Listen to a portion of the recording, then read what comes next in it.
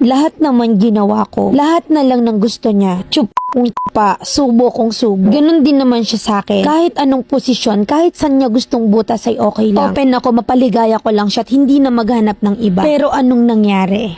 I am 23 at 27 naman yung ka-live-in ko. Way back 2020 ay nagkakilala kami through Facebook. Third year college siya at ako naman ay high school that time, grade 11. January 2020 kami nagkakilala tapos nag-live-in agad kami. May baby din kami na 2 years old na. Criminology graduate siya at ako naman ay senior high school that time. Siya yung tipo ng lalaki na hindi mo makikita yung red flag. Effort lahat, walang bisyo. Maasikaso siya sa akin, pati na rin sa baby ko, talagang maalaga. Akala ko perfect na yung love life ko, not until nagsimula siyang manood ng mga babae na sumasayaw na as in parang micro-cheating. Alam naman namin ang account ng bawat isa at open naman kami sa lahat. At yun din naman kasi yung gusto niya. Nung nagsama kami, nakabukod naman kaming mangupahan. Nagtrabaho siya habang nag-aaral. Security guard habang online class kasi pandemic naman that time. Ako naman simula nang nakilala ko siya ay nag-work na talaga ako. Nag-eyelash at nail extension ako, etc. Pati nga hairdresser ay pinasok ko na. So tulungan talaga kami hanggang sa makagraduate siya. Hanggang sa nakagraduate na siya at naka-upgrade na rin yung license niya na OIC. Hanggang sa nagstay in na siya at weekly na siyang umuwi at sa barak siya nakatira. January 9, 2025 ay namatay yung kuya niya. Abalang-abala ko sa pagtulong sa magulang niya at pagtrabaho at pagbantay ng anak namin. At dahil nasa ibang bansa yung mga kapatid niya, that time dun kami pansamantalang nagstay sa biyanan ko. Habang ang partner ko naman ay stay in sa work. Kinakaya ko ang lahat kahit nagkakatrangkaso na ako sa sobrang stress. Laging puyat na ultimong pagpapakain sa mga nakikilamay ay ako yung nag-aasikaso. Pati na rin sa mga paper na nilalakad tungkol sa pagkamatay ay ako lang yung katuwang ng biyanan ko sa lahat. January 12 ay umuwi yung asawa ko dahil lahat ng gamit niya sa barak. Kagaya ng mga kumot, lahat, ang daming iniwang labahe. Na usually naman ay uniform niya lang yung inuuwi niya para labhan doon. Hindi pa ako nagdududa sa kanya noon. Mag-load sana ako noon gamit yung Gcash niya. Nang bigla na lang naisipan kong buksan yung mga text message at tumingi ng spam and block message. At doon na gumuho yung mundo ko nang makita ko yung partner ko na nag-message siya sa barak. With extra service, nakita ko't nabasa kong lahat ng pag-uusap nila. Para akong pinatay that moment. Kaya pala inuwing lahat ng kumot kasi nilabhan kasi nga napalaban. Na para akong naging isang malamig na bangkay. May text pa siya sa babae na, next time ulit ha, ang sarap mo pala. Ito na yung payment, Gcash 27. At nung kinumpronta ko siya, nauwi yun sa pambubugbog ko sa kanya. Tinanggap niyang lahat na halos sinampas ko siya ng walis tambo. Na nabali yun sa katawan niya sa sobrang galit ko at nagkuha ako ng kutsilyo at muntik ko na ring laslasin yung sarili ko. Pinigilan niya ako that time na parang nawala ako sa ulirat. Na parang sinapian ako ng demonyo. Iyak, galit ang nararamdaman ko at hindi ako makahinga. Ay mas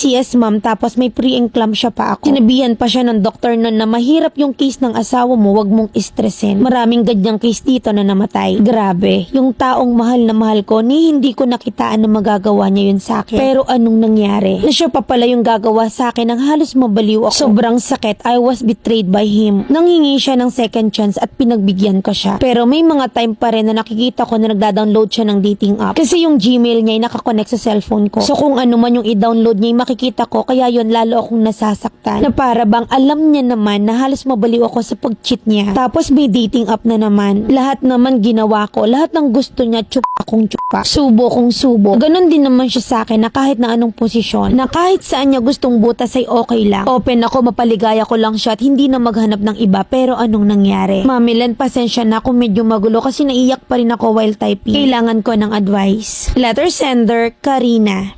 Yan yung sinasabi na kahit ibigay mong lahat, magtutuwad ka man kung lolokohin ka, lolokohin ka. Kasi nga, choice nila yan. Kahit mahalin mo ng doble, ng triple, kung hindi marunong mo kontento, luluha ka sa huli. Kaya nga sinasabi ko palagi, self-respect, love yourself more. Paano kang itatrato ng tama kung sa sarili mo nga hindi mo magawa? Katwiran na mag-asawa naman, partner mo naman, or kasal naman. So pag inasawa ka, pag-aari ka na literal, kulang na lang itira ka sa koral. Nag-explore na sa'yo ng sobra. Nag-expect pa ng mas higit pa sa iba. Yung mga ganyang klase ng lalaki, hindi yan makukontento talaga. Hahanap yan ng mas wild pa. Nabigyan mo na rin naman ng second chance. Advice ko na lang na magkaroon ka ng konting self-respect, magtira para sa sarili. Sabi mo, halos mabaliw ka, may anak ka pa. Madaling mag-advise, pero alam kong mahihirapan kang gawin. Alam ko naman na magpapakamartir ka eh. Kagaya niya, nagpapakita na naman ng signo. Paulit-ulit na yan. Bakit? Ganun mo nga kabilis tinanggap eh, diba? May action ka pang naganap. Kaya sige lang hanggat maubos ka, hanggat ikaw na yung sumuko sa huli. Ano ba naman yung walis tambo? Makakabili naman yan ulit. Mami Lens nyo, paus na oh.